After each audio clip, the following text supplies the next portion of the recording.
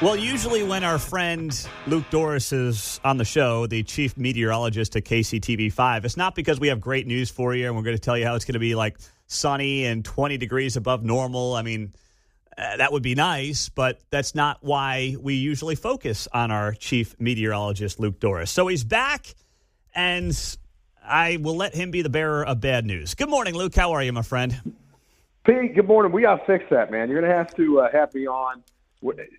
Be a bit of a positive note one of these days. That would be nice. Got 70s and yeah, let's do the first 70s and sunshine. Like, I want to talk about some good stuff. I'm tired of this. I do too. I don't know how to have the conversation beyond, woo, this is going to be great weather, get outside. But I will figure that out because I just don't want to keep these conversations going in a negative light. So I will figure out a way to do that. I promise you we'll have that conversation this spring.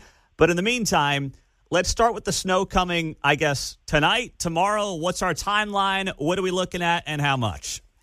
Well, first off, brother, I worked in Miami where it was 75 and sunshine all the time. So we could stretch that out over 2 minutes, no problem. But the snow. So today we got a little bit. That's pretty well wrapped up. That was a morning band that we had come through.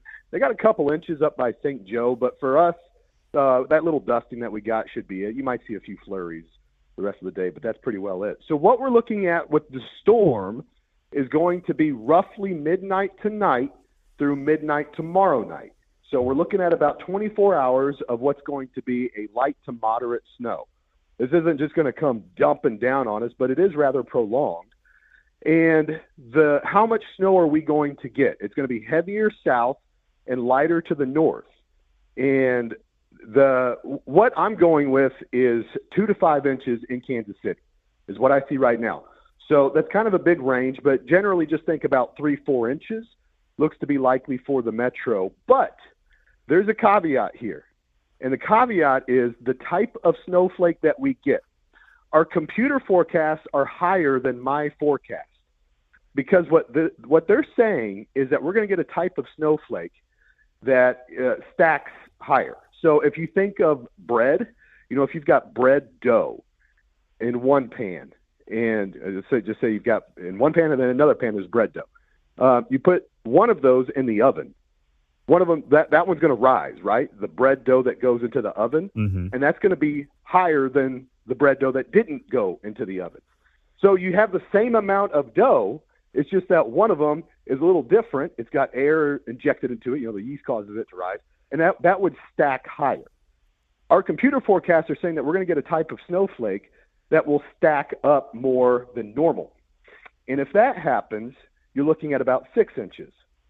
So the reason why I'm not biting on that is because this air is going to be so cold that you get dry air pockets that the computer forecasts often don't see until the last minute. And those dry air pockets can kill your snow totals. They can really shave them in half. So it looks to be about half of what the computers are trying to tell us, just from experience and seeing this kind of setup before. But I want everybody to know it's not off the table that we're up to about 6 inches in Kansas City. If that happens, I think that's less likely, and that we're more likely to be in that 3, 4, 5 inch range. To our south, we could get up to 8 inches, and to our north is probably just going to be a couple inches. So what's that line? What's that 8-inch line that you're looking at? That would be you run south of Harrisonville. Okay. You start getting in the 6, 7, 8 inch range, and run that all the way down to like Garnett, Lacine, and places like that. So that's kind of the bottom of our coverage area. Mm-hmm. So that's our southern counties. So just know that if you're traveling south, or if you live south and you can hear us, you're looking at more than Kansas City. That's go ahead.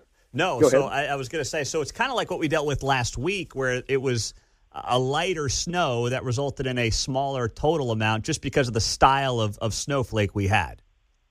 That's what happens when we get this really cold air. It tends to change the kind of snowflake that we see, and the computer forecasts get real excited about that. You've got to watch it.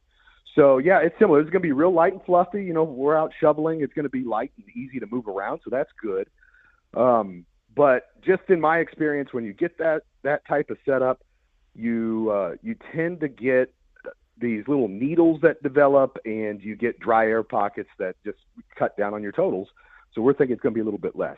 But that's only half the story. Yeah. Even if we didn't have snow, we're going to have school cancellations because it's going to be the coldest air that we've had this season. We're talking record cold. It's nasty, like life-threatening kind of cold that we'll have. The high on Tuesday, the record coldest high temperature for Tuesday is 17. We're going to crush that. I mean, our high is going to be 5. We're going to have wind chills of about 20 to 25 below in the morning. So that's with your snow. It's snowing, and we've got that cold. And even in the afternoon, it feels like 15 below. And it gets even colder from there. Wednesday and Thursday, we'll have wind chills to 30 below potentially. So this is rare. You know, we don't get that cold every winter. I know last year we did it with the wild card game and the Dolphins, and we got all the frostbite from everybody being out in that. But this is rare cold, and we're going to have it for a prolonged period of time. That alone would cause school cancellations. So you combo the two, the snow with the cold, and it's a nasty stretch of weather through Friday. Well, any other good news for us, Luke Dorris, KCTV5 Yes. Chief Meteorologist? No, but let me ask you this, though.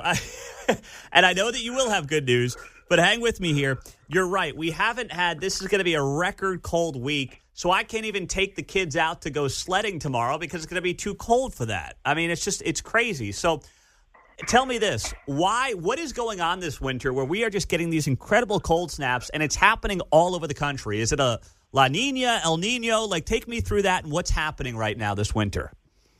Yeah, that's a great question. So we are in La Nina. We entered La Nina in the fall, and when La Nina happens, it shifts either one, La Nina or El Nino. Essentially, what it means for us is it shifts the storm track, the jet stream, the flow of the weather systems.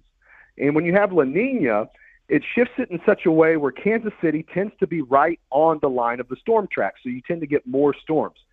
The reason why we're getting such cold air is the polar vortex. You've heard of that. Yeah. The polar vortex is a buzzword, but it's been there since the beginning of time. It's always there. And what that is the polar air that circulates the pole, the North Pole. And whenever that dislodges because of the shift in the jet stream, then it breaks free and you get these lobes of cold air that shoot down way farther south than the poles. And that's what keeps happening to us this winter is we keep getting that disruption in the jet stream because it's La Nina, and that allows the polar vortex to move, and then it passes that cold air down to us.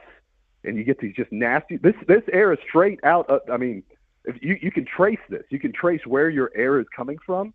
It's coming straight out of the North Pole. So we're going to get a taste of that. Man, okay. And this La Nina trend – like, does it hang around for a couple of years, a few years, and then go away, or is it a year-to-year basis? You got to wait to see what happens.